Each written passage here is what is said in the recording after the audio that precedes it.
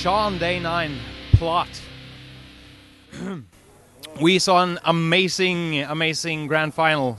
Tell us a little bit about it. Well, it started off kind of concerning, I would say, because it always is terrible when there's an amazing build-up to a final, and then it's just like a total one-sided 3-0.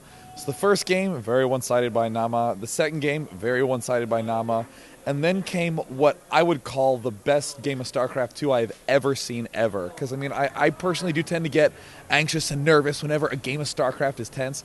And that was so nail-biting. I just could not believe Mana won. And then when he pulled off the win in set 4, the fact that he pushed it to a game 5 was stupidly kick-ass. So it was probably the best set of games I've ever casted. What are the biggest upsets and the biggest surprises of the tournament? We're coming right out the gate, good old Action Jesus. 6 pooling both NTT and Lucifron successfully to be the one that got out of the group. Literally no one expected him to advance because that was a group of 3 strong Terrans and Action Jesus. So that was awesome. But other than that, I mean, there were a lot of phenomenal players in the tournament. One interviewer even asked, who do you think is going to be like the top 2? And it's like, well, there's 15 possible people who could win, so I can't really pick one. So, I mean, honestly, it's a very impressive result, and I think Mana really deserved that second place spot.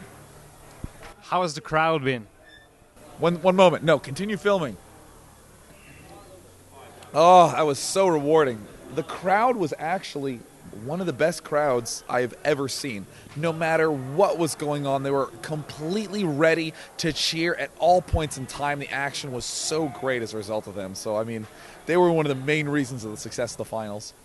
Did you see the line to the Dream Arena when the hall was filled?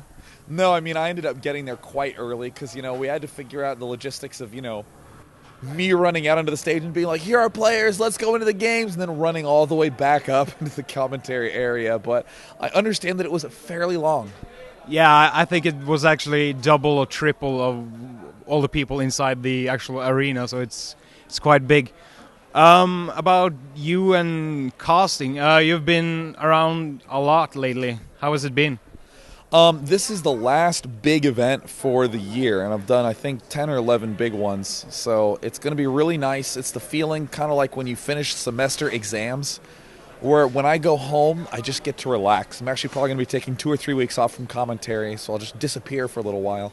But then, as usual, I'll come back because I can't help but talk all the time. That's good. What's the biggest fear being a commentator? Fear? I don't know, I don't really have any fears. I guess the biggest fear would be losing my voice.